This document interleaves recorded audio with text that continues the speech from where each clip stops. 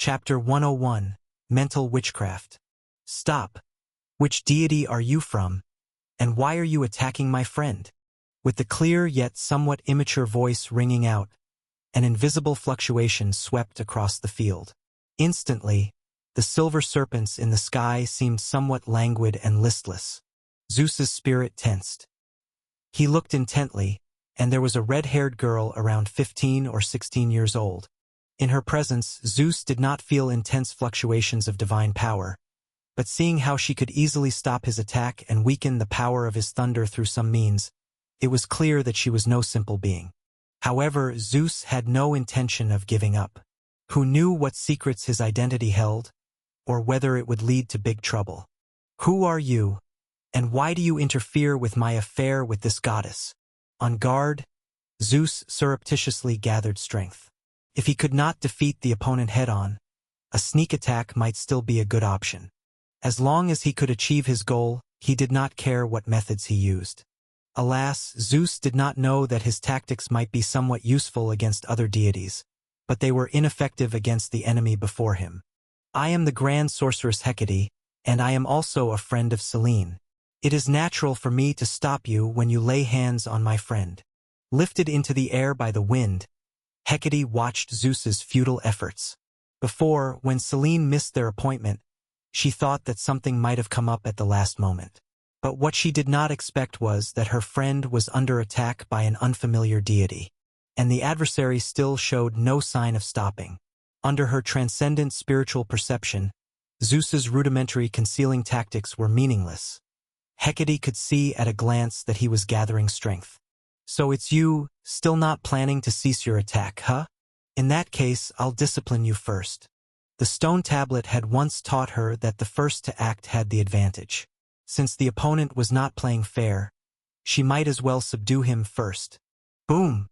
Just as Hecate was about to make a move, she was taught a lesson.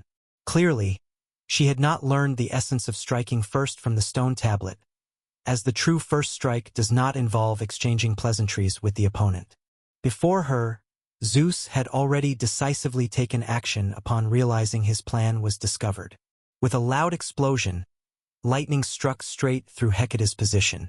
To his surprise, his attack merely passed through without any feeling of hitting a target. Heh!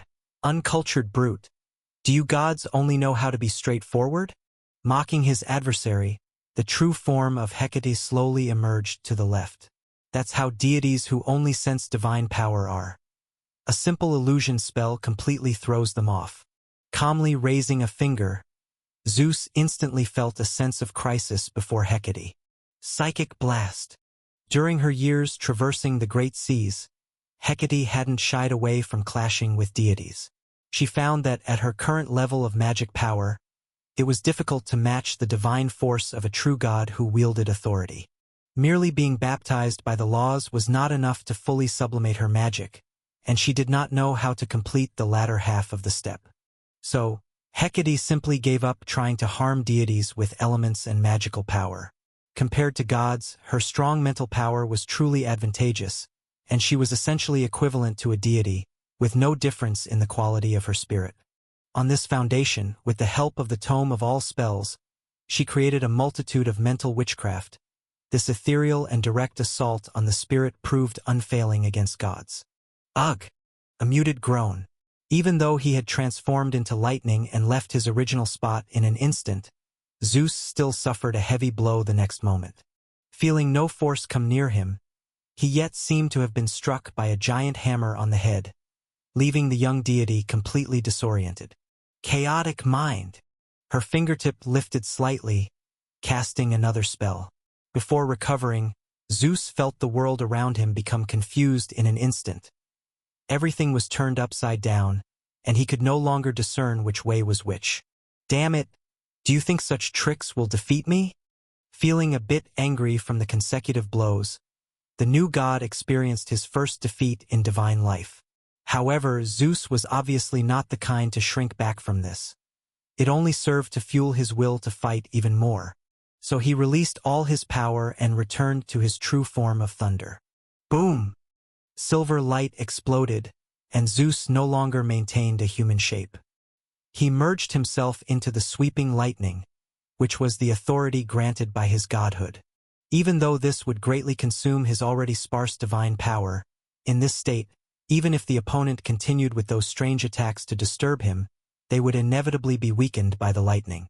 "What a nuisance," she muttered with a slight frown, finding the situation somewhat tricky. Despite the existence of psychic witchcraft giving her the ability to combat weaker true gods, that was all there was to it. Fortunately, her reliance for walking the seas these past years had never been solely on her personal strength. Compared to relying on the power of an individual alone, figuring out how to better borrow from external forces, whether the natural world or high-ranking beings, that's the true source of a wizard's power. That's why I find these deities so annoying, especially such naturally powerful gods. Though now that I think about it, with such a strong godhood, why is his divine power so weak? She pursed her lips, slightly puzzled. Hecate lightly flipped open the book she'd been holding in her left hand, turning to a page with a drawing of the stars and the sun. That was the essence of a fragment of the sun she had picked up on her travels. Using that fragment as a core, Hecate recreated the past scene through a ritual, then successfully sealed it into the book of all laws in her hand. Thus, what should have been a complicated and lengthy ritual became a witchcraft spell ready to use at will, which was just a small clever use of the divine artifact in her hand. The book pages ignited without fire, and the next moment, the sky lit up brightly. As if two suns had risen together, another illusory sun manifested above the ocean. Yesterday's sun, setting of the great day. Across from Hecate, Zeus, who had transformed into thunder, felt an almost irresistible force, which was the echo of Hyperion's, the god of suns, power. With 1/3 the strength of the god of sun at his peak, borrowed from the past by the power of the divine artifact and the ritual. This was not something the newly born Zeus of mere decades could contend with. Out of options, huh? I hate you rash gods who resort to violence at the drop of a hat. With a slight smile, Hecate pointed a finger, and the illusory great sun immediately descended. The deity in front of her continued to release thunder, but it was futile in front of the illusory sun. Seemed like a long time, but in reality, from the start of the fight until now, only a short while had passed. Just as Hecate was about to completely smash it down, Selene, who finally realized what was happening, urgently spoke out. "Wait, Hecate, he's Zeus." "Ah?" Her right hand shook, and the illusory sun fell alongside Zeus into the ocean. Billions of tons of seawater were instantly evaporated. A vast number of dead sea creatures floated to the surface, and then the smell of charring arose. But at this moment, Hecate couldn't care less about these things. She looked at the deity in front of her and quickly asked, "You're Zeus?" "I am. Is there a problem?" Having been terrified by the narrowly missed sun, Zeus had thought this venture was bound to fail. But now it seemed there might be a turn of events. The formidable woman who had arrived later didn't seem to dread his name as much as the moon goddess did. No problem, or rather, this couldn't be better," she said with a strange smile, looking at Zeus and slowly speaking. "I've had my eye on a certain someone for a long time. Running into you here seems to prove that my astrology is quite effective after all." Chapter 102, Story. "So you're saying you were sent to Crete Island by Oceanus, the god of the ocean, and then raised by a goat? That makes you a foster child of Oceanus, in a way." Once Zeus's identity was recognized, the battle ceased. Overawed by Hecate's strength, and curious about his own origin, Zeus and the two goddesses made their way to an island. Although the moon goddess seemed reluctant to get involved, she followed along at Hecate's urging. The two goddesses met by chance over the ocean, and because Selene's family was at odds with the divine king, and the moon goddess herself was not so assertive, she ended up becoming one of the few deity friends of Hecate. Unlike Selene, Hecate was not afraid of Zeus's feud with the divine king at all. A foster son, perhaps, but Oceanus probably didn't care much for me. Sitting on a large rock, the young Zeus made no attempt to hide his feelings. He had just set out, and the second creature he met had given him a beating, which made him deeply doubt his own strength. especially since the other party was a no-name, not matching any of the powerful deities Goat Amalthea had told him about. Heh, you're thinking too much. If he didn't care about you enough, he wouldn't have risked offending the Divine King to let you grow up at sea. In fact, I suspect that the embodiment of the circumterrestrial river might even be watching us right now. Hecate responded to Zeus's self-doubt with a scoff. Although she had a different thought after learning his identity, it did not mean she liked the guy. On the contrary, she looked at the golden-haired Zeus and always felt that he was no good. What? Zeus hadn't reacted yet, but Selene was suddenly flustered.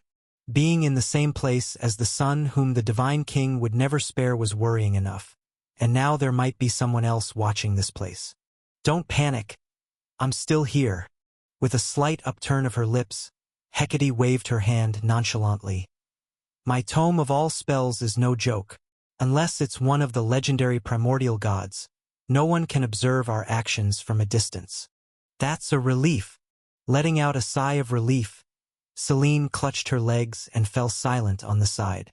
Hecate's story with the Divine King, she had heard it from the other before. Abandoned by her parents, expelled from the deity race by the Divine King, and then determined to make them pay. These were things Selene could not even dare to imagine. But to speak the truth, in her heart, the moon goddess envied Hecate a bit. Hecate could do what she wanted and was working steadily towards that goal. But Selene couldn't.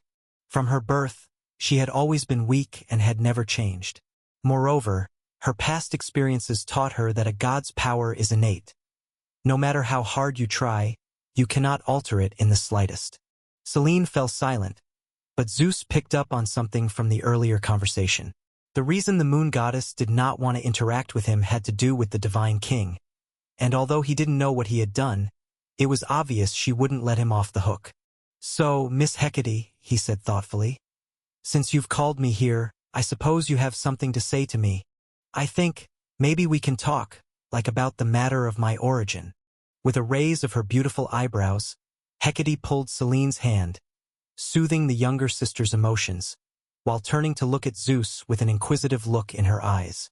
She was very eager to know whether, in certain matters, he differed from his father or not. Zeus, right? Before we talk about your origin, I want to ask you, she said. If you had a vast island, but the creatures on it refused to heed your commands, governing themselves and treating you as if you were nothing, what would you do? After a moment of thought, although Zeus didn't know why Hecate was asking this, he answered cautiously, How does my strength compare to theirs? You are strong, but not the strongest. Then I will first try to enhance my strength, using all kinds of methods I can think of, Zeus replied. And then, when I am confident enough, I will pick an opponent who is neither very strong nor weak to establish my authority. It would be great if I could get some help. She nodded, agreeing with Zeus on this point, her thoughts aligning perfectly with those of the Divine King. Only the Divine King was even more unfortunate. His helper had abandoned him halfway. So after you go to great lengths to defeat this opponent and become even stronger, what will you do? Naturally, I would take back control of the island, Zeus said as if it were a matter of course. You said it yourself, this island belongs to me. Right? Hecate said with a smile. So, if you manage to subdue the vast majority of lives who disagree with you, but at this time several weak new beings are born, and they will definitely replace you once they grow up, what would you do then? Replace me? Confused, Zeus asked. Why would they definitely be able to replace me? Who determines that? Of course, Hecate nodded. Let's just say it's determined by someone, a being you cannot defy. If that's the case, I would strike first and not give them the chance to replace me. Of course, it would be even better if I could deal with the being that determines all this. Zeus answered thoughtfully. It's a reasonable idea, Hecate said with a smile, her tone non-committal.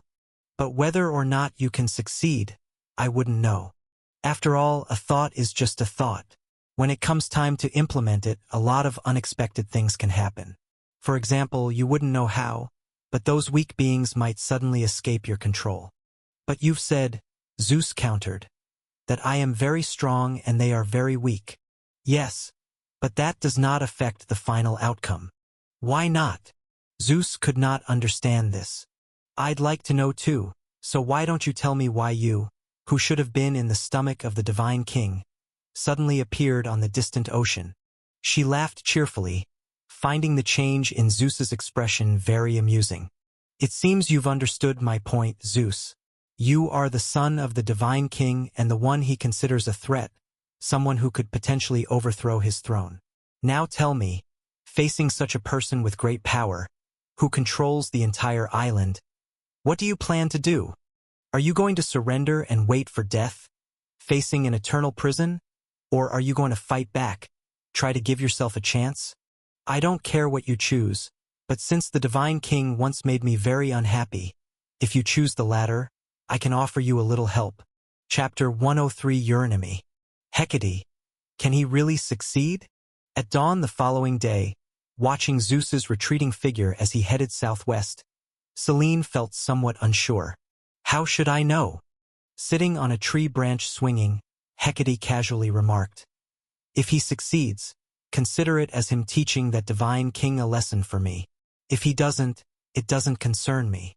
I'm not the one prophesied to overthrow the divine king. If anyone's going to be unlucky, it's him. At worst, I'll just keep my distance in the future and avoid going to land. It seems that, for the moment, the divine king doesn't have any way to deal with the god of the ocean's lineage. Ah? Selene had thought Hecate was determined to confront the divine king head-on and was ready to persuade her otherwise. But she hadn't expected that Hecate was just speaking casually, with no intention of getting overly involved. Yet, Selene couldn't help but admire Hecate's audacity in being able to make such decisions lightly. She had assumed Hecate had contemplated deeply. There's nothing surprising about it. After all, he's going to look for Métis. I don't like that woman. She seems approachable, but in reality, she looks down on everyone. Let him go see for himself what kind of advice wise Métis can give him. The god of the ocean's lineage should be on his side anyway. Nothing unexpected should happen. Perched on the tree branch, Selene swung back and forth, then leapt down from the highest point. Hecate landed on the ground, dusting off non-existent dirt. Let's go, she called out. Let's head west and see. My earlier astrological reading told me I'd encounter a little surprise to the west. I thought it was Zeus at first, but now I think it's not him. The astrology I did on a whim probably doesn't predict anything about the fate of the divine king. On the other side of the Great Sea, after leaving Hecate, Zeus headed straight southwest. Previously, the two goddesses hadn't really given him any advice. They had only told Zeus about the prophecy, the curse, and the divine king swallowing his children. These matters were widely known in chaos, but few deities dared to speak of them openly. Hecate had no such reservations. In the end, Hecate told Zeus that although she was a wizard skilled in witchcraft, she didn't understand schemes and tricks. If he didn't want to live forever in the shadow of the divine king, he would need to find someone suitable to provide him with strategies to overcome the stronger foe. And across the sea, wise Métis was undoubtedly recognized as the most intelligent of goddesses. Everything seems to be arranged, even if I hadn't had this encounter. I would have sought out the goddess of wisdom because of the dying words of goat Amalthea.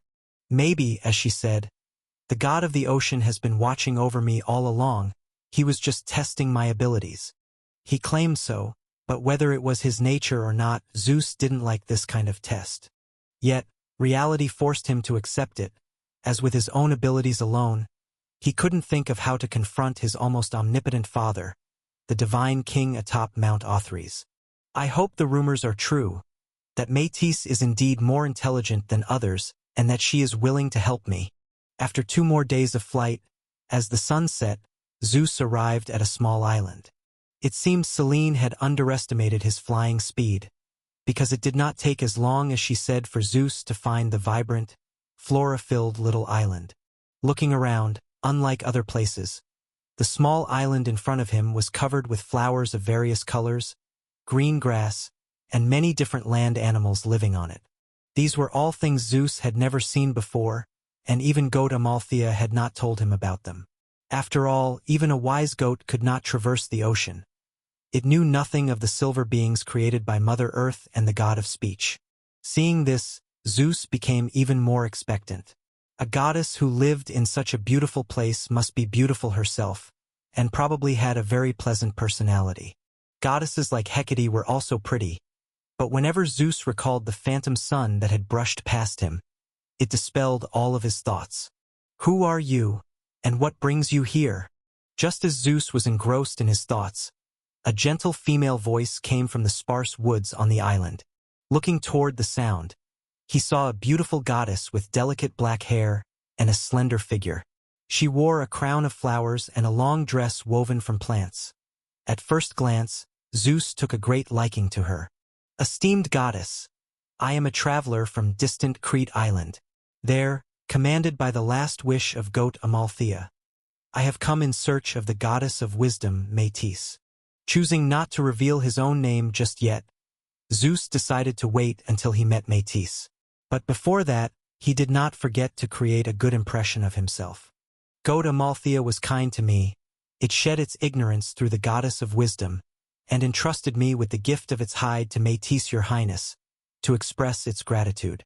I am touched by its benevolence and thus have traveled a great distance to be here.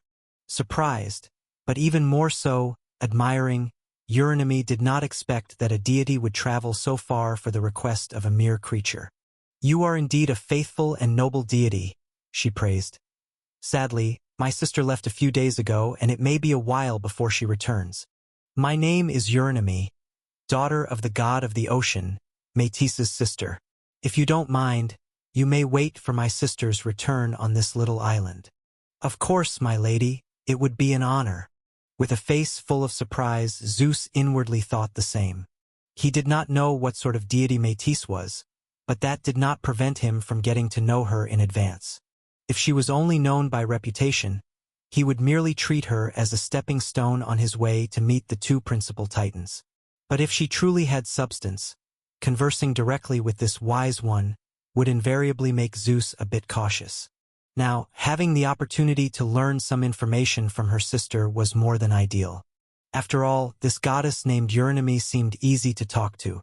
In truth, even though I have not yet met Her Highness Metis, I am already content. To come to such a beautiful island and meet a goddess as beautiful as yourself has truly filled me with great joy.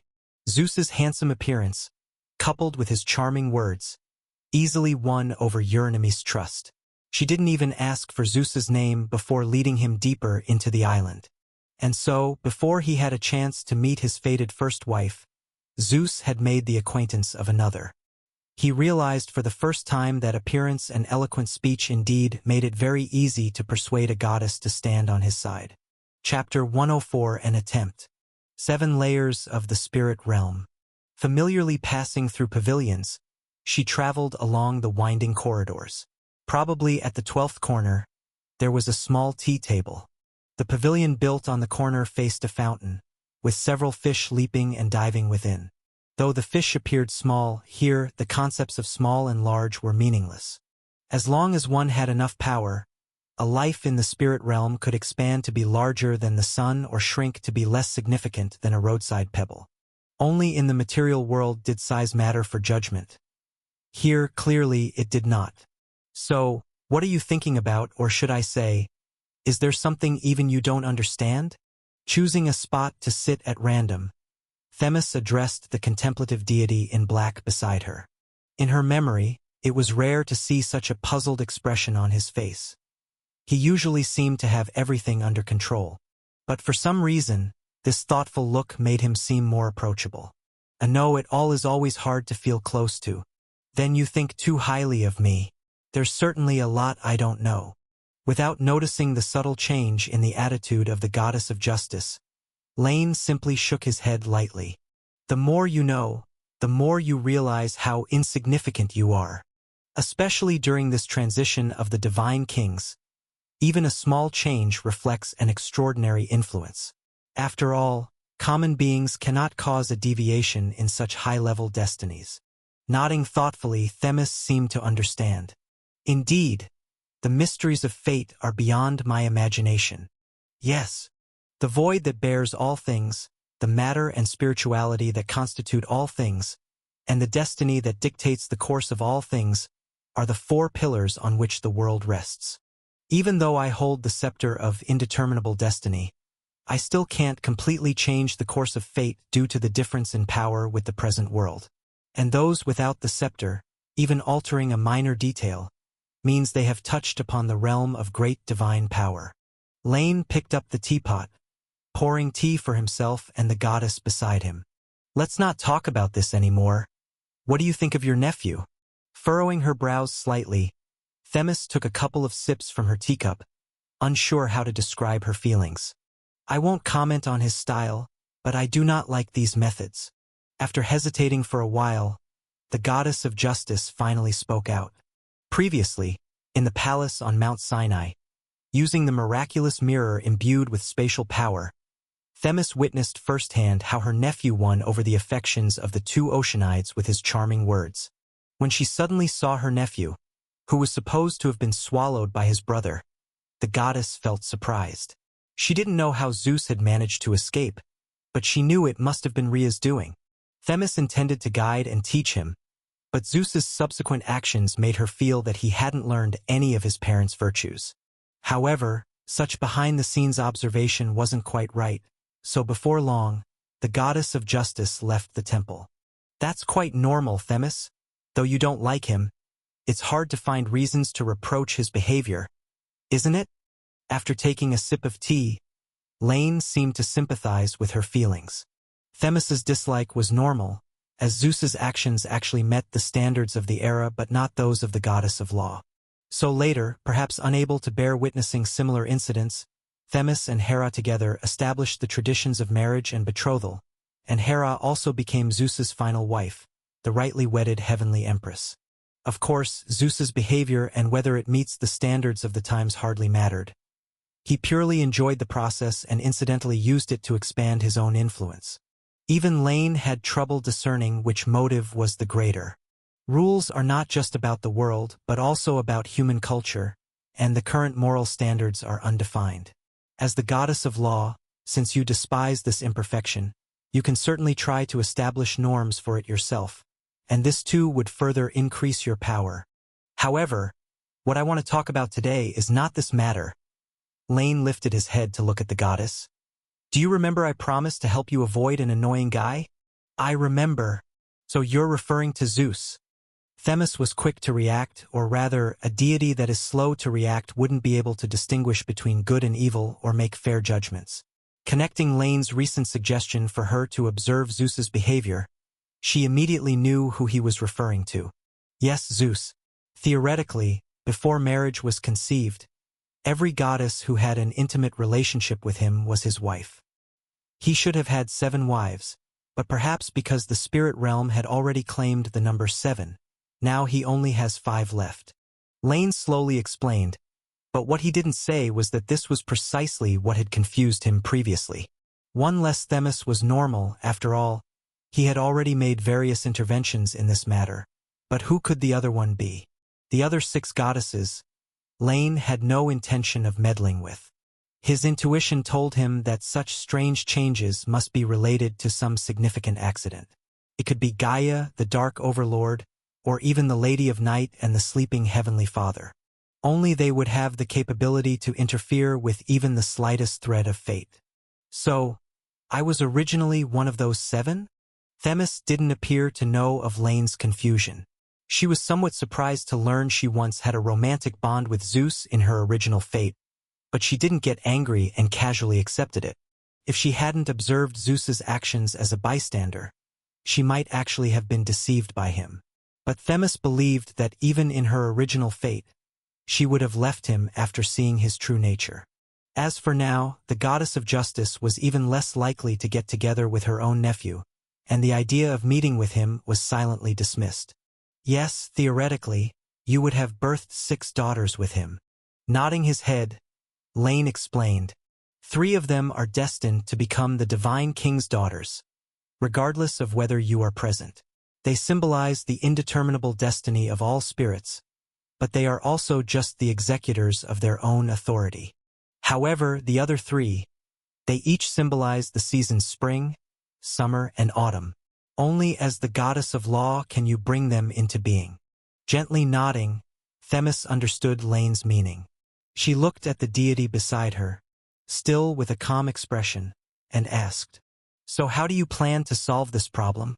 I presume it won't be as simple as just giving birth to them in advance." "Of course not," Lane said with a smile. "Regarding this matter, I have an experiment in mind. I once learned from the Lady of Night that before the Heavenly Father and Mother Earth conceived deities through union, the gods were born into the world in the form of source power. If possible, maybe I can use your blood as a catalyst, using a layer of the spirit realm as a placenta, to bring them into being in this manner. If successful, I could also use this to gain a deeper understanding of the secrets related to godhood. What do you think?" If Themis refused, Lane still had other methods. On this matter, he greatly respected the will of other deities. "Let's do it, I have no objections. Being conceived by the world is an interesting concept." Themis nodded her consent, then thinking about her nephew, inquired, "When do you plan to start?" "Any time is fine." Seeing Themis agree, Lane was also somewhat pleased.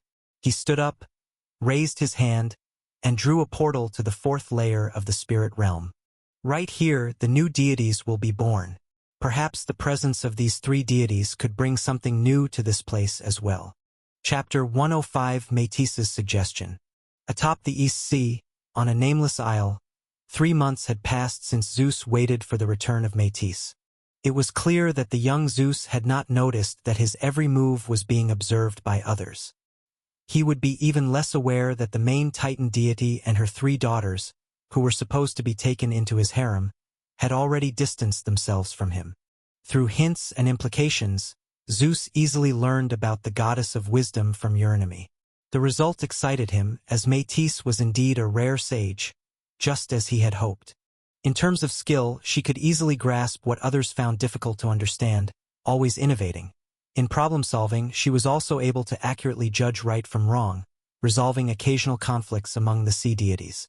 However, Zeus found himself at a loss when it came to such a goddess.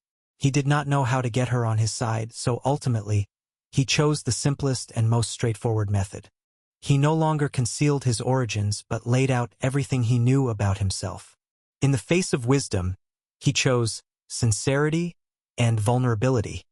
He told Eurynomé about how formidable his opponents were, what kind of torment his brothers were undergoing, and how much he resented his father's brutality. Eurynomé felt a deep resonance with this. As one of the few true gods among the Oceanides, she had seen the contest between the divine king and the god of the ocean couple hundreds of years before. Naturally, she had no fondness for an invader who had come knocking on her door. Perhaps out of sympathy or due to other thoughts, after Métis returned, the goddess of the seagrass meadows met with her sister alongside Zeus. After Zeus took out the pelt of goat Amalthea, Eurynomé told Métis of Zeus's bravery, fearlessness, justice, and noble character, and the goddess of wisdom was indeed moved. But she did not jump to conclusions rashly and spent 3 months observing the character of Zeus. In this regard, the future divine king was impeccable. He held himself to the standards of the golden humanity and, in the end, Métis decided to offer strategies and support to her cousin in his struggle against their father. Supporting the new king to ascend to the throne was also a great challenge for the goddess of wisdom. "I have heard that, in the distant past, Mother Earth once had 3 magical tablets, one of which bore the phrase, 'Know thyself.' Sitting under the shade of a tree by the lake, Métis's intellectual face was adorned with a confident smile. Having made a decision, a comprehensive action plan was needed. In this aspect, Zeus undoubtedly had little to offer. Thus, Métis looked at the young deity beside her and slowly asked, "So, Zeus, facing your father, what chances do you think you have?" "None." Zeus shook his head and spoke truthfully. "It will take thousands of years for my divine power to reach its peak, and even if it reached the limit allowed by my godhood, I'm still no match for the divine king." "Exactly," Métis nodded. The power of the Divine King is too strong. To defeat him, you need to weaken his power as well as strengthen your own. To weaken the Divine King, I currently have no clues. But to enhance yourself, there's much you can do. Looking at the goddess who spoke with such conviction, Zeus's heart stirred, but with serious matters at hand, he suppressed these thoughts and continued to inquire. To enhance myself, do you have some method to quickly increase divine power? I do not, but you have an opportunity, she stated. Pointing at Zeus, Métis said, the legendary golden apple can significantly accelerate the accumulation of divine power for deities. If it were someone else, they might not obtain it, but you are different. As long as you can demonstrate enough capability and swear to Mother Earth that you will release the Titans from the abyss, she will certainly not withhold her treasure. Mother Earth. Nodding, Zeus understood her meaning. Gaia's rivalry with her youngest children was widely known. She might not support him against the Divine King, but she would surely be willing to give something for the Titans in the abyss. Yet, he was still puzzled about what counted as demonstrating enough capability. That's what he thought, and that's what he asked, and Métis did not disappoint him. Defeating your father once, no matter in what domain, is the best way to prove your capability, she said. But I don't have the strength to do that. Feeling somewhat disappointed, if he had such ability, why would he be here pondering painstakingly? Of course, you can't do it by yourself, but you should use your advantages, Zeus, Métis said slowly. Your mother, the Queen of Gods Rhea, will surely stand by your side. The Divine King is powerful, but he may not be able to withstand the betrayal of those close to him. With the help of the Queen of Gods, you might be able to do it. Standing up, Métis walked a few steps along the lakeshore. She turned to Zeus and suddenly asked an unrelated question. You mentioned earlier that you met a deity named Hecate on your way here? Yes, Zeus nodded and said, is there a problem with her? No, I've had dealings with her. A deity who walks on the ocean, who calls herself Wizard, skilled in astrology, potions, and illusions. Having her help would make things much easier. However, she doesn't like me very much, probably because of some past experiences. Seeing me teach skills to humans seemed to remind her of some unpleasant memories. But that doesn't matter. Métis looked towards the distant ocean, then asked the deity beside her again. Zeus, do you know what our greatest advantage as the Ocean God clan is? Numerical superiority? After hesitating, Zeus still spoke his mind. Correct, it is numerical superiority, and even the legends say that when the Titan deity clan overthrew the Heavenly Father, they also relied on this aspect. Nodding, Métis's words grew more confident. This is also the greatest weakness of the Divine King. He nearly has no trustworthy helpers by his side. He is very strong, but it's just the strength of one person. So you need to play to your strengths and avoid your weaknesses, Zeus. Distract your father and rescue your siblings who have been swallowed by the Divine King. Compared to others, they are your natural allies. And all of this relies on your mother goddess, as well as every potential ally you've encountered along the way. I believe that you will succeed. Métis's words enlightened Zeus, making him feel as though he'd found the direction for his efforts. But compared to these, looking at the goddess before him, Zeus felt that she herself was far more valuable than any of the advice. Yes, Métis. So, meeting the gaze of the dark-haired goddess, Zeus said resolutely, we will definitely succeed. He swore that such a goddess full of wisdom should always be there to contrive strategies for him. Chapter 106 Ancient Star Core. Just as Zeus and his think tank were immersed in plans for the future, to their northwest, near the continent, Hecate and Selene had just finished their own little adventure. A brief confrontation ended with Hecate easily dispatching her opponent, a monster with 6 heads and 8 feet. With her red shoes stepping on the monster's head, Hecate raised a transparent crystal, examining it carefully. Beneath her feet, despite the monster's size, comparable to a mountain, it seemed incapable of bearing her weight. Despite its desperate struggles, it couldn't move. Did you make yourself heavier? Although Selene had seen her friend's magical witchcraft more than once over the years, she still couldn't fathom it. As a deity, her life essence was exceedingly high, but without special training, her spirituality wasn't very strong. The essence of immortality, divine authority, and divine power, those were the fundamentals that set gods above the mortal plane. Without these, the children of chaos might not be smarter or more capable than mortals. Naturally, the moon goddess couldn't discern the mysteries behind the witchcraft and could only try to understand the principles from its appearance. No, in fact, I made it heavier. Shaking her head, Hecate stamped her foot. The monster didn't react, suggesting that her own weight hadn't changed. I enhanced the Earth's attraction to it, and then this big guy weighted himself. Can't help it. Creatures like this sea monster don't know how to sever their connection to the Earth and freely soar in the sky. Speaking of which, who knows what kind of people could create such bizarre forms of life? Their sense of aesthetics is definitely questionable. Without a doubt, the creature before them wasn't a creation of the Silver Age. It seemed to be a descendant of the ancient sea god's son, Phorcys, the Wrath of the Sea.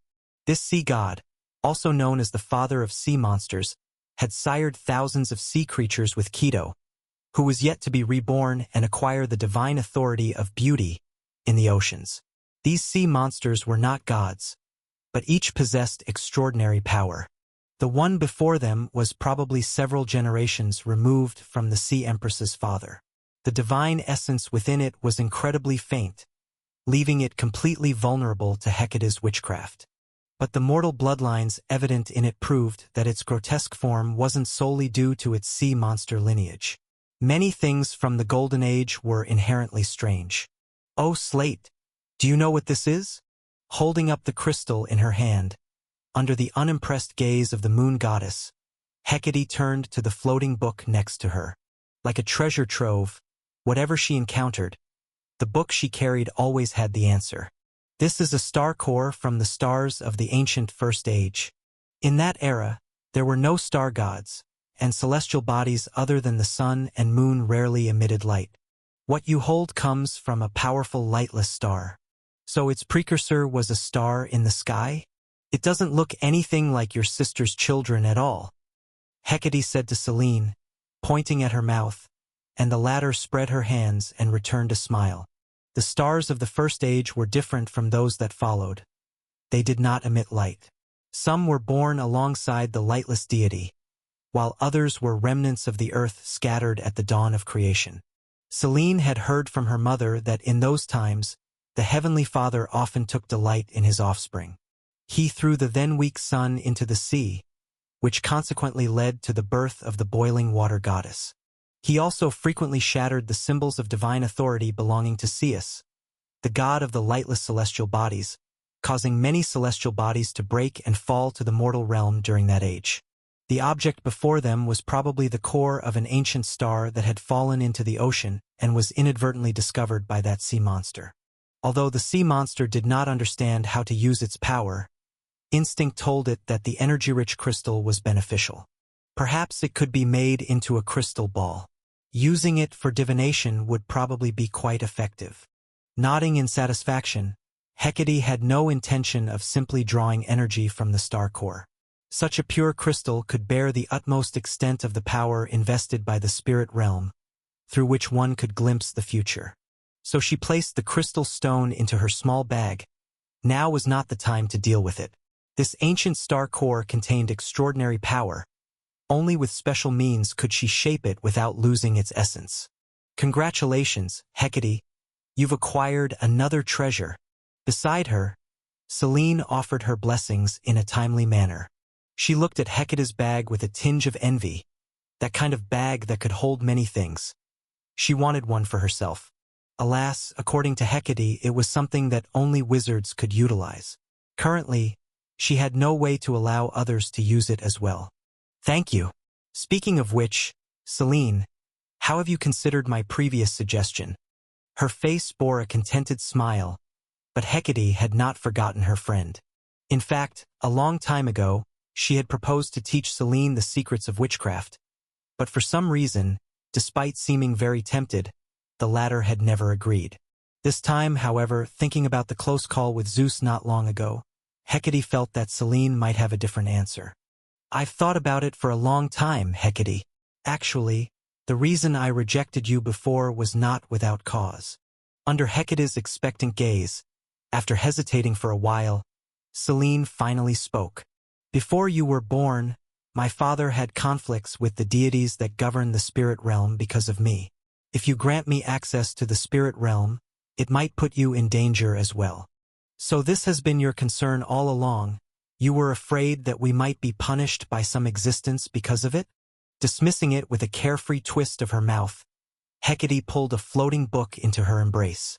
O slab of stone, if I teach the secrets of witchcraft to my friend, allowing her to meditate with the aid of the spirit realm, will she be in danger?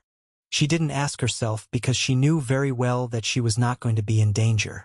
After all, the book in her hand resembled a legendary divine artifact, and the materials she tried to use to weave the magic net were the extremely pure strings of spirituality. She wasn't the famously foolish deity Epimetheus. How could she worry about her own safety? But just because she was special, didn't mean her friends could bask in the same light. So, to avoid mishaps, she still asked the question. No, but she can only meditate in your vicinity. Hasten the preparation for the magic net. Compared to direct exposure to the spirit realm, drawing on pure elements and spiritual power through the magic net is more suitable for beginners. Nowadays, the spirit realm was closer than ever to being fully open, yet it needed a bit more preparation. At this time, it wouldn't be a joke if some beings managed to sneak in because of a carelessly made opening. Moreover, direct confrontation with the spirit realm's secrets is not a prerequisite for meditation. The power of spirituality is scattered among all things. For deities, they can refine their spirit through self-contemplation, without the need for the rudimentary methods of meditation. After all, what's suitable is ultimately the best. Selene was just a little different. The fellow sitting on Mount Sinai allowed exceptions for others apart from Hecate because she was the moon goddess. Although he wouldn't return the concept of the moon to her due to core interests, he didn't mind opening a door of convenience in other areas. I told you it's fine. Ignorant of the intricacies behind the scenes, having received the answer she wanted, Hecate turned to her dear friend. Then, I'll give it a try. Although the sight of the father god chased by dark mist, wounded and fleeing far away, still echoed in her mind.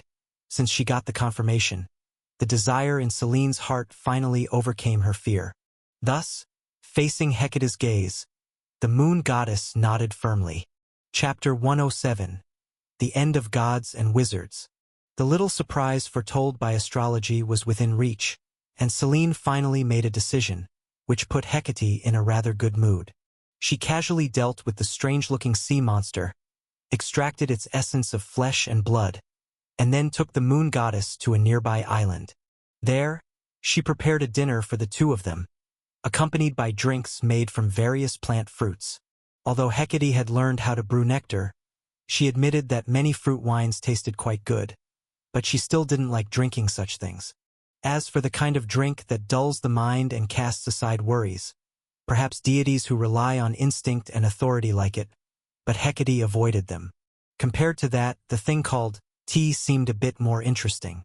After thoroughly enjoying the sumptuous dinner, casually transforming a branch into a set of table and chairs, Hecate happily assumed the role of mentor.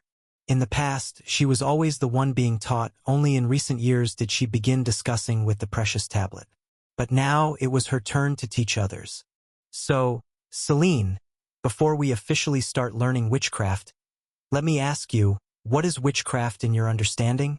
Hecate tapped the table, recalling the content the tablet had first taught her, and mimicked its style. Simply instilling knowledge might not always have a good effect. Allowing the listener to think during learning leads to better results. It's using spiritual power to combine with the particles that exist between all things to form what you call magic power, or directly using spirituality itself to harm others, I guess. Selene said somewhat hesitantly after pondering for a while. Divine vision could directly observe the flow of elements, but the moon goddess knew that witchcraft couldn't be so simple. She could directly manipulate the elemental particles scattered in space with divine power. But Hecate was able to release a much stronger force using the method named witchcraft. Those trajectories etched by spirituality seemed to contain deeper secrets. That is just the surface, Selene. Using spirituality to influence elements is the simplest and crudest method. If the spirituality is strong enough, without having learned any witchcraft, without mastering the refining of magic power, one can still manipulate elements for their use. Just like wielding divine power directly or utilizing authority, gods amplify their power millions of times through the law of the world. Hence, whether one has authority or not is the key distinction between a true god and a territorial god. The same is true for witchcraft. With an unusual seriousness on her young face, Hecate concluded, "The essence of witchcraft is to borrow power, to borrow from the mysterious origin, from the great beings, from the past and the future, and of course, the simplest is to borrow from the world itself. By understanding and mimicking the rules of the world's operation, then learning from them, you make the world's rules consider you as part of itself, and naturally it will provide feedback to you. It can allow you to leverage a small force to elicit a thousandfold response. And unlike those with their own consciousness, as long as you fit the rules, the world itself will never reject you." With sudden clarity, Selene, although listening about witchcraft, started making comparisons with her own divine power. Her godhood of the moon, although weak, was also part of the world's law. She had known, under the influence of godhood, the effects of divine power would become stronger, also carrying different attributes. She did not know why this was, and most gods didn't either, but they didn't care. Just as mortals do not understand why exercise makes them stronger, they do not grasp the logic within such behavior, but that does not prevent them from utilizing it. I understand.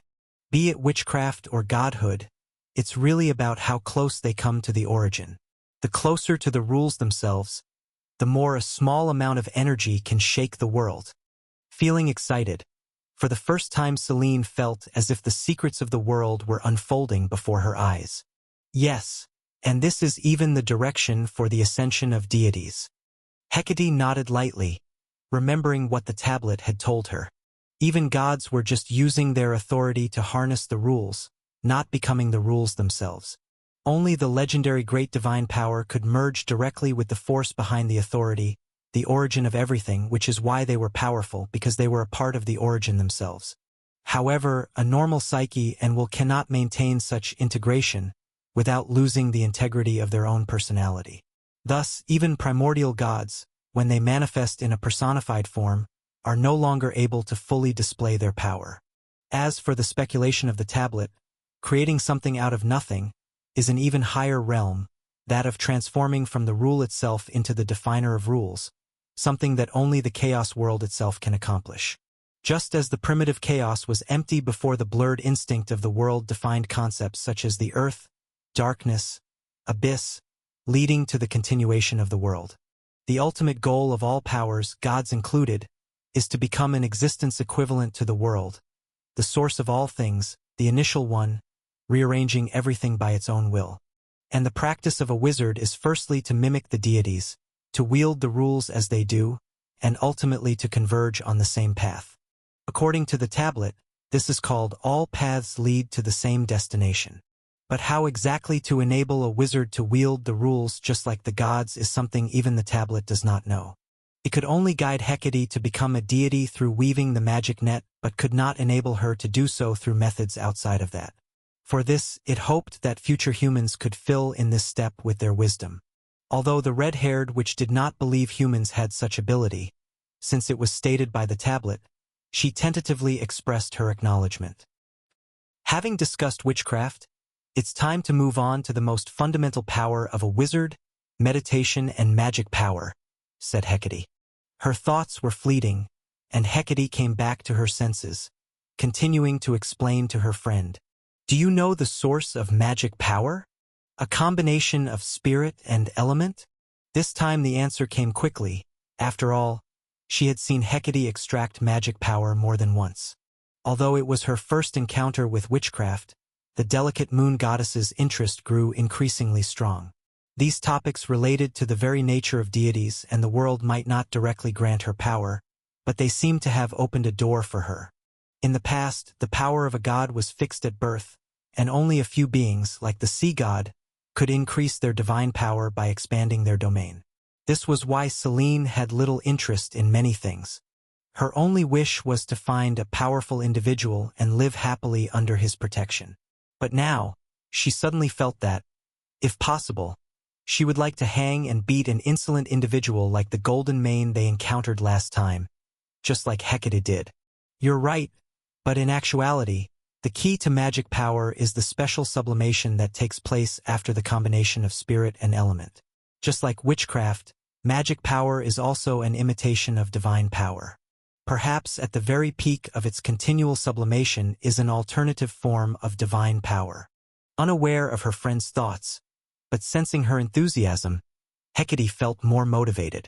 As a deity, you should know that divine power is an omnipotent force. However, without the corresponding divine authority, gods would have to expend millions of times more energy to achieve what those with authority can do at will. Nodding, Selene knew this to be true about divine power.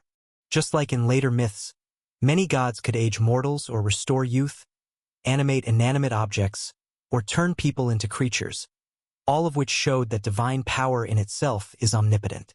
However, such omnipotence was predicated on disregarding any loss. Aphrodite, the goddess of love and beauty, could, at the expense of her divine power, turn a sculpture into a living person. Yet, without authority over life, she could do this for just a few more statues at most, which was her limit. Causing a city to experience abundance or drought was something many deities could accomplish. But to stop all plants in the world from growing, that was an authority only Demeter could wield. Not even Zeus could stop her. If he wanted the earth to rejuvenate, he had to negotiate and compromise with his sister who presided over harvest and growth and could not forcibly end her will. I understand now. Those particles you call elements, scattered among all things, each has its own characteristics. But the magic power you refine by combining them with the spirit and sublimating them can express various properties. You want it to burn, it manifests the aspect of fire. You want to create a flow of water, and it demonstrates the aspect of water. This is a kind of omnipotence in the elemental domain. Once again amazed by the wonders of witchcraft, the moon goddess's eyes lit up. Exactly. Imitating divine power with magic power, and imitating godhood with witchcraft, the earliest forms of witchcraft were in fact an imitation of natural divinity. Sadly, it can only go this far for now. What is imitated can never compare with the original. Divine power comes from divine authority, but magic power stems from within oneself. How can the strength of an individual compare with the laws of the world? Shaking her head, Hecate said, "Well, let's not talk about that anymore. Next is meditation, which is currently the most useful part. After all, without relying on the tome of all spells, my strongest method is still the mind arts. As a deity with authority, you actually don't need to meditate on celestial bodies in the spirit realm like I do. On the contrary, mortals could actually meditate on you, creating something like a Selene meditation method. Haha." She laughed, but then Hecate said with confusion, "But your moon seems a bit odd. It has an unusually weak presence in the mystical domain. If it were like the sun, you could just meditate on the symbol of your own godhood." After a pause, Selene knew the reasons. They were promises made by both her father and the divine king. One had done so generously on behalf of others, while the other hadn't expected the moon to become his daughter, leading to the current situation. Due to certain sentiments, few deities mentioned this matter, so it was normal that Hecate, who rarely socialized with other deities, was unaware of it. But after so many years, Selene felt somewhat relieved. If she had been a moon goddess with intermediate divine power, she might now be like her brother, driving a silver chariot for the divine king, or, like her father, sealed within the moon and unable to emerge. Then she would not have had the chance to travel the world, let alone make a good friend like Hecate. Okay, let's not talk about this anymore. As the moon goddess, even though the moon in the spirit realm is not under your control, it will certainly be very close to you. Looking at her silent friend, Hecate thought she might be silently grieving, so she quickly changed the subject. She took out a special blend of incense from a small bag and lit it with fire, and a unique fragrance wafted through the air. A mix of acacia tree gum and sandalwood in equal proportion helps relax the mind during meditation. This is also useful knowledge for beginners. I'll take you for a glimpse of the spirit realms July 1st, which is one of the largest sources of spirituality in the world. As for the rest, I'll tell you later. Chapter 108 Request. Within the special domain supported by the Tome of All Spells, Celine quickly fell into meditation amid the fragrance of incense. Without the anticipated heart-stopping excitement, without the sudden appearance of black-clad figures locking her away, Celine's first journey to the spirit realm in her divine life was surprisingly ordinary. Guided by her close friend, the moon goddess's spiritual body observed the crescent moon in the first layer of the spirit realm. Like Hecate, Celine, being divine in essence, possessed potential far beyond that of ordinary beings. It was almost immediately after truly mastering meditation that she inscribed the lunar phase onto her spiritual body. What was different from Hecate was that, as the moon goddess, Celine vaguely felt a sense of completion. Her intuition told her that if she could inscribe all 7 lunar phases onto her spiritual body, she would follow some mysterious connection and resonate with the 7 crescent moons in the spirit realm. As for what this resonance would cause, she had no idea. Look, Hecate, I did it. After spinning around in the clearing, streams of water turned into ribbons, dancing in the air and winding around the arms and waist of the moon goddess. This was the first time that Celine had influenced nature by means other than divine power. Although the force was still weak, she could see the direction for improvement. Hum. A soft hum indicated understanding. Hecate remembered that she was even happier than Celine the first time she cast a spell. After all, Celine had divine power to use before, but she did not. No, more accurately, she almost didn't have any. But there was still a bit. This is just a small application. I will show you. She was ready to stir up a small tsunami to impress her younger sister. Suddenly, however, Hecate turned her gaze southeast, a smile forming at the corner of her mouth. That was fast. Have they found me already? Steel. How did you know that Golden Mane could deal with Métis? Somewhat surprised, Hecate, although not fond of the well-known goddess of wisdom, still acknowledged her intelligence. She did not expect that, in just a few months, Zeus would have dealt with her and then came knocking at her door. Perhaps it's because Zeus has a knack for dealing with goddesses. That must be his talent. But you should be careful not to be deceived by his sweet talk. Snorting, Hecate didn't think she could be deceived. But indeed, her younger sister needed to be more vigilant. After all, she was well aware of her previous dream in godhood. Who knows whether Celine would start thinking differently once Zeus gradually obtained power equal to that of the godhood. Although it seems now that Celine has found a new goal in witchcraft, Hecate cannot guarantee that she has truly given up her previous ideas. Is someone coming? By her side, the moon goddess noticed the change in her friend's expression and couldn't help but ask. Yes, it's that Golden Mane who bullied you last time. It looks like he has found someone successful. Métis has given him some advice, and now he's come to me. Nodding slightly, in the direction of Hecate's gaze, a dark spot was already appearing on the horizon. Seeing this, Celine stopped practicing the basic witchcraft she had just learned and hurriedly joined Hecate. She had to admit, her last encounter with Zeus had left her with a rather bad impression. As they waited quietly, it wasn't long before Zeus, who was approaching from afar, arrived before them, riding the thunder. We meet again, both of you, beautiful goddess of the moon. I apologize once more for my earlier recklessness. Zeus greeted them politely, seemingly not noticing how Celine subtly positioned herself behind Hecate. After all, such positioning was meaningless. Even if the goddess of the moon seemed gentle, she was still a notch above the red-haired witch. Ah, we meet again, Golden Mane, but what brings you here? With a slight tilt of her delicate chin, Hecate asked knowingly. I've already informed you of the matters concerning you. As it stands, you appear to have found yourself an assistant. So what more do you want? It seems wisdom isn't always useful. There are some things that just can't be solved with the mind alone. such as witchcraft, magical potions, or prophecies. Without a doubt, that is why he had come. His mouth twitching, Zeus was not very fond of being called Golden Mane. But considering he needed something from her and was also unable to defeat her, he decided to bear it for the moment. Lady Hecate, since you already know of my origins, you must also understand the responsibility I bear. My siblings are still imprisoned by my tyrannical father. Although I escaped, ever since the day I learned the truth, there hasn't been a moment when I haven't longed to rescue them. I need your help, Zeus said to the red-haired witch before him, his expression genuine. If I can save my siblings and overthrow my cruel father god, I am willing to swear an oath upon the Styx River to grant you the power you deserve. However, Hecate was clearly not swayed by Zeus's words. She cared not for power, for she would not allow it to constrain her.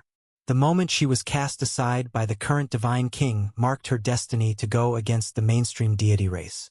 After all, Zeus was not yet the divine king, and his current promises were nothing more than empty words.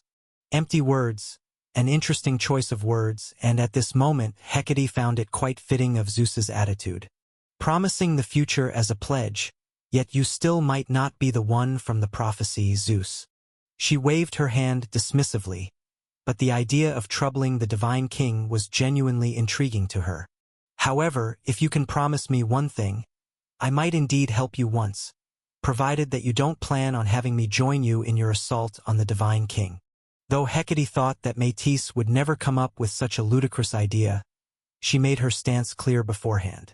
She only intended to beat the drums from the sidelines and make the detestable divine king suffer a loss, not to confront him directly. Her power was still too weak, and even with the myriad utilities of the Book of All Laws, she couldn't last a few moves in front of that sovereign. Of course, I am not so presumptuous. The strength of my father is well known among the gods. Shaking his head, Zeus asked, Then may I know, what is your request? I want the moon in the sky. From now on, it will be mine, no longer your concern. I want you to swear on the Styx River and the spirit realm, that for whatever reason, you shall not retract your promise to me. With some clarity, Zeus glanced at the moon goddess hiding at Hecate's side. Undoubtedly, a minor celestial body like that was of no concern to Hecate. She was merely securing this right for her friend. And so, under the watchful eyes of the two goddesses, Zeus solemnly promised, No problem, Lady Hecate. If I can defeat my father and become the new lord of both the earth and the sky, then from that point on, the moon in the night sky, as well as its surrounding dominion, will belong to you. Chapter 109 Preparation. Spirit Realm, the fourth layer. Chaos and order overlapped, the boundaries between life and death blurred, with only 3 cocoons of light emitting a faint glow, stabilizing the environment around them. These were the embryos formed from Themis's blood mingling with the power of the spirit realm, symbolizing the deities of spring, summer, and autumn. In this special environment, they were absorbing the power of the realm, growing slowly but steadily. In front of them, Lane's eyes were partially closed as he felt the various mysteries of the birth of a deity. Indeed, it's still not working. The immortal essence that belongs to a deity seems to appear out of nowhere. I simply cannot comprehend the principle of their birth. Time passed before Lane opened his eyes. Another failed attempt, but it was completely expected. If he had really seen something, that's what would have been cause for concern. Perhaps only when he fully steps into the realm of great divine power will he be able to try to unravel its mysteries. However, Lane's nurturing of the 3 gods was not to decipher these secrets, but for another purpose. Of course, fulfilling his past promise and preventing Zeus from causing trouble for his own aunt was indeed one of the objectives. But even if Themis had chosen to refuse, he would have found another way to use the 4th layer of the spirit realm as a womb to nurture new gods at this epochal juncture. Only, compared to other divine offices, the gods of spring, summer, and autumn were simply more to his liking. The gods of chaos are indeed interesting. Without guard, alcohol can make them topple, and potions can make the divine king spew out his own children. No wonder mortals always try to fool deities in later times. After all, people will fear, have faith in, and accept the gap between what's completely unreachable. But when it comes to being similar to themselves, it's easy for them to have other thoughts. Distance creates enchantment. When gods and humans stand together, the gods are no longer gods. He murmured softly, but Lane had to admit, perhaps only such people could create all kinds of incredible miracles. Beings like golden humanity, indeed beautiful, were like precious paintings, great for admiration but of little practical significance. It's just that the only human left on the earth now, perhaps under the influence of the spirit realm's atmosphere, Lane discovered that this fellow named Cohen, his soul showed signs of self-repair. Although the process was slow and even if completed, he wouldn't shift from good to evil. This merely introduced the possibility of change, but it was still a change worth observing. Most importantly, as his soul became whole, he finally gained the ability to create something new. In his body, strands of energy from the blood and flesh touched by divine power began to flow unconsciously. The soul is the foundation of the spirit, and meditation is about tapping into the soul's potential while using the influence of higher entities to subtly enhance the soul. His energy, however, seems to be rooted in the flesh and evolving into something else. But it's still very primitive and rough. Compared to meditation that can strengthen the soul, how to enhance the essence of the body is another problem. I'll go and take a look after some time. The change shouldn't be significant in the short term. Shaking his head slightly, Lane turned to look at the outside world. The world was becoming ever more vast, both on Earth and in the underworld. Except for the realms of the primordial gods, there was little that could block his gaze. He stood there, spanning the interval of time and space, watching a series of changes over the ocean. Under Hecate's deliberate instructions, Zeus went to various seas to pick precious herbs. Many of them grew in difficult locations, plants created by Mother Earth in the first epoch. In this process, the young deity faced many hardships but also honed his skills. Aside from the shortcomings in divine power, he was gradually becoming a qualified thunder god. Moreover, during his adventures, his relationship with the two Oceanides became increasingly close. With their introduction, many deities of the Ocean Agreement became aware of Zeus's existence. In the end, when all the ingredients were gathered, on a night with stars but no moon, Hecate placed the tome of all spells and the brewed potion in the center, allowing Zeus to personally conduct the blessing ritual. The content of the blessing was for him to invoke the curse laid down by his grandfather. If the Heavenly Father proclaimed that the children of Cronus would also overthrow his reign, then this curse could naturally be utilized by Zeus to strengthen the potion's effects. Even this process could confer upon Zeus a sense of legitimacy. If Uranus had not already lost his throne when he made the curse, then just the curse of the former divine king could shake the reign of Cronus. But now it was merely a weak primer, its sole use being to allow Zeus to do things that require a special status.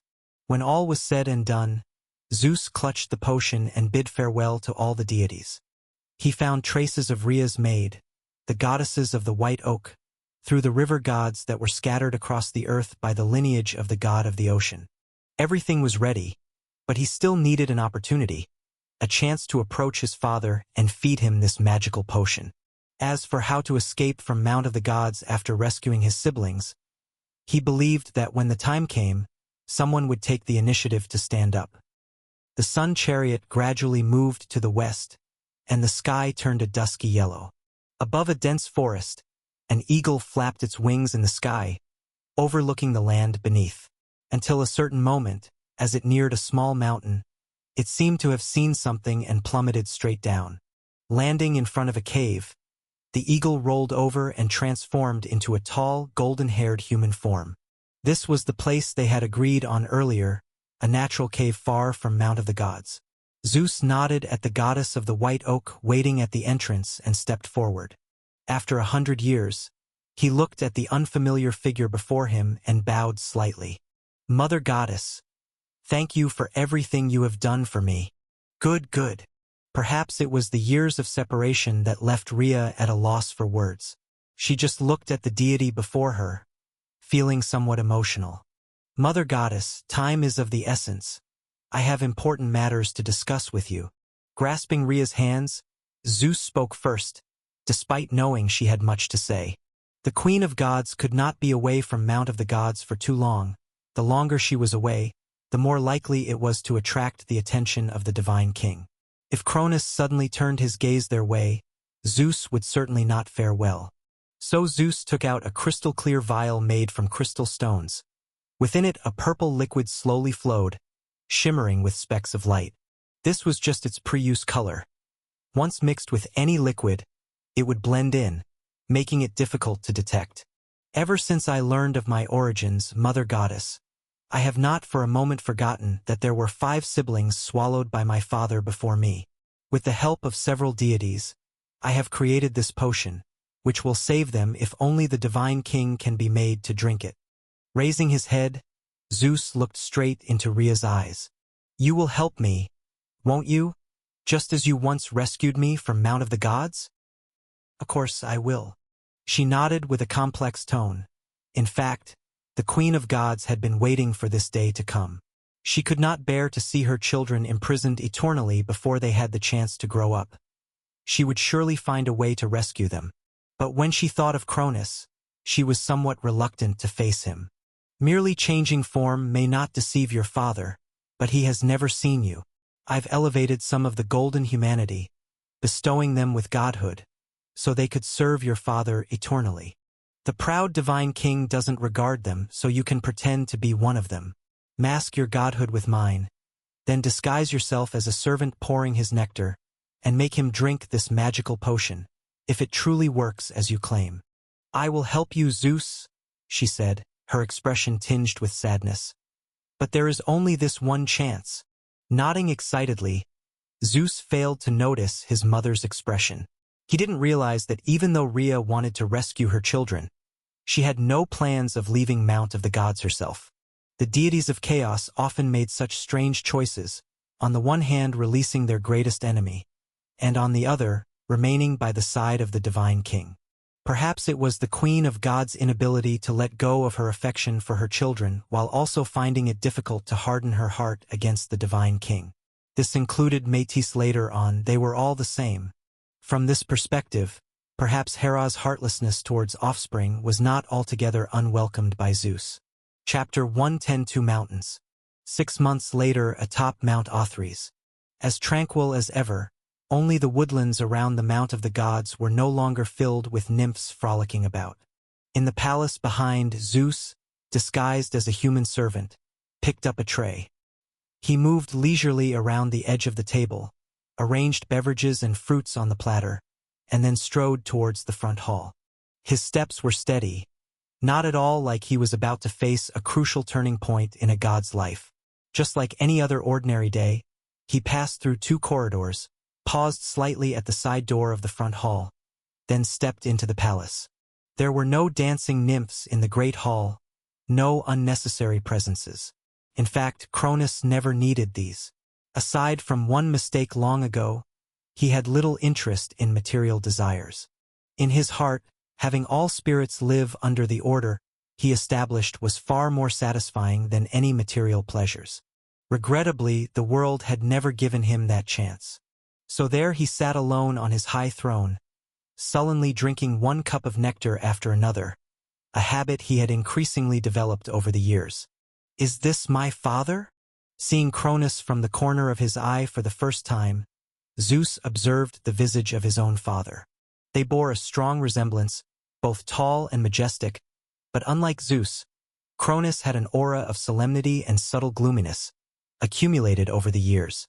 Zeus knew it was because his father was plagued by prophecy and curse. Even today, deep down, he still couldn't believe that fate had truly been postponed. But he hadn't noticed any problem, so he could only use external things to soothe his mood. Bring it here. Frowning slightly, Cronus looked towards Zeus in front of him. The slightly inebriated Cronus didn't recognize the true identity of the person before him, or rather, he couldn't recognize his own child. After all, his only memory of Zeus was the stone wrapped in cloth. As you command, your majesty. Bowing slightly, Zeus poured the prepared nectar into a cup and presented the tray with a steady hand. His heart was tense, but his hands didn't tremble in the slightest.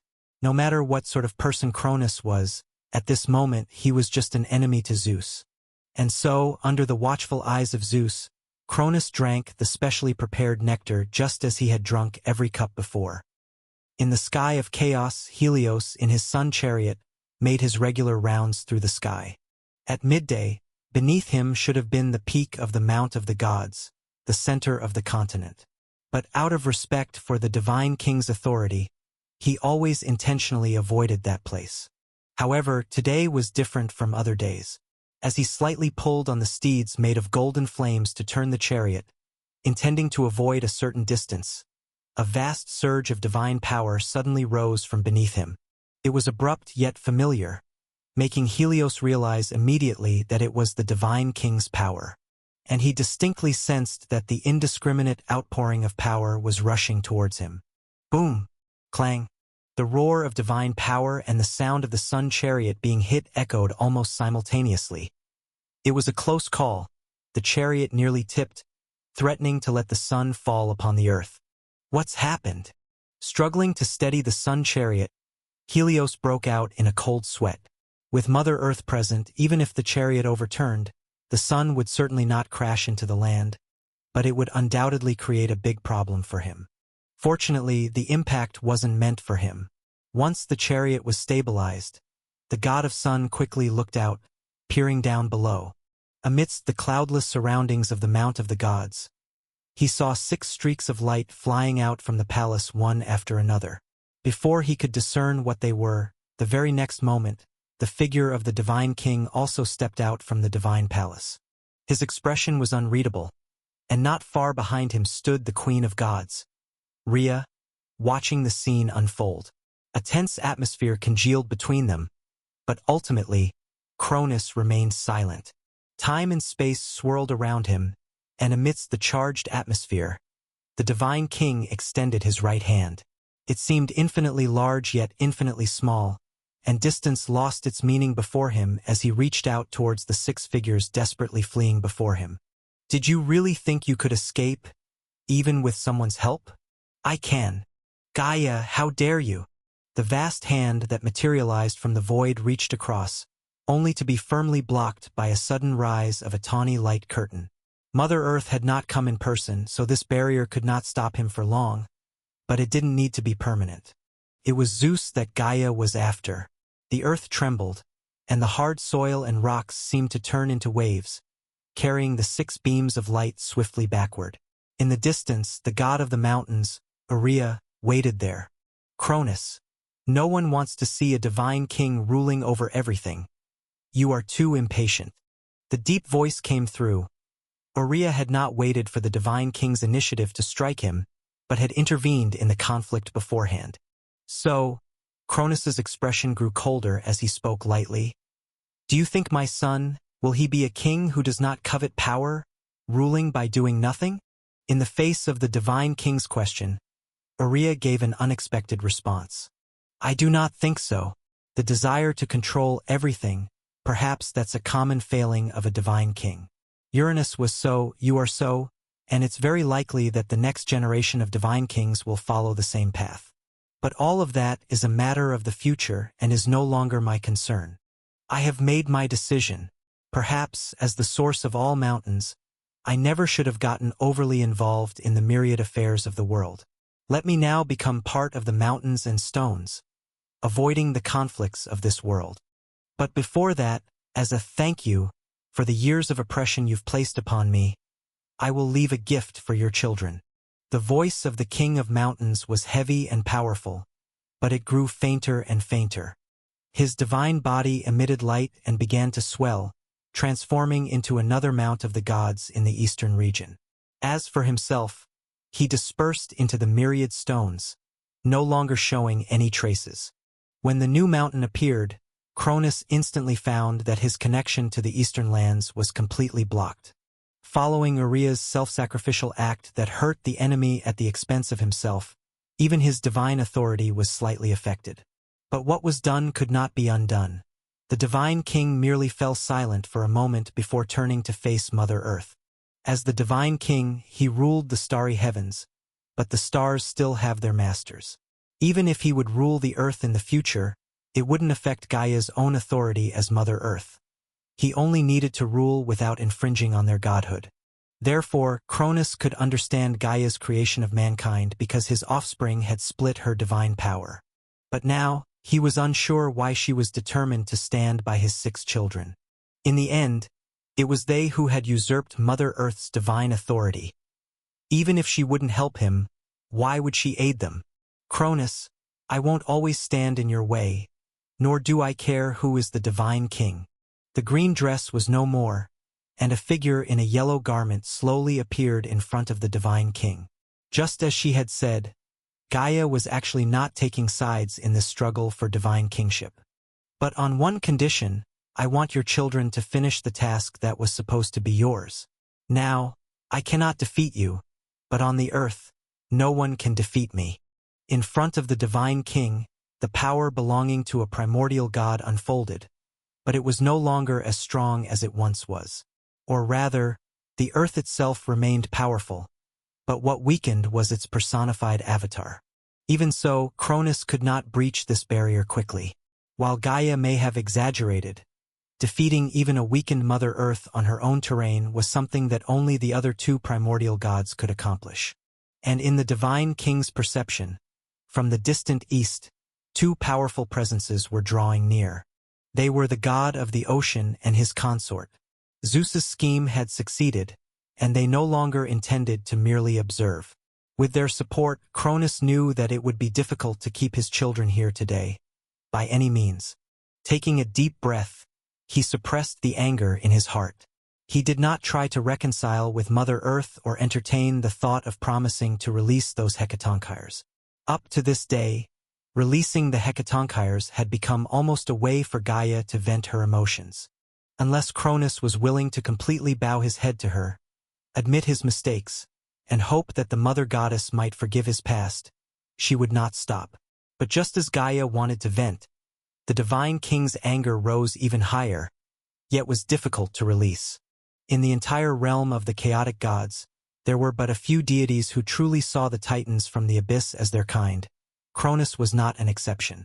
In the general understanding, Gaia's actions today were akin to abandoning a child for the sake of a pet. And even then, the position of the Hecatonchires wasn't equivalent to that of a pet. 10 years. So, in front of Gaia's gaze, he slowly said, "In 10 years, if you still stand in my way, I will not cease my actions.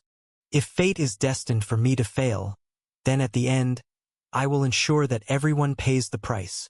Emphasizing every word, Cronus spoke with great sincerity, as if he was prepared for a ruinous struggle with Gaia. But only he knew why he waited for these 10 years. If there were no other options, he would have fought with all his might at this moment, without hesitation. Fine. Across from Cronus, faced with the threat of the Divine King, Gaia agreed decisively. 10 years was enough time for Zeus to journey to the abyss. What would happen after that was the other's own business, no longer hers. Just as Cronus had previously thought, it was his 6 children who were the deities that directly seized Mother Earth's authority. In the chaotic realm, relations between grandparents and grandchildren were nearly indistinguishable from those of strangers. Gaia had no particular issue with Zeus himself, but she bore no affection for his siblings. Let Zeus help her release the Hecatonchires. As for the rest, she'd leave it to the father and son to resolve themselves.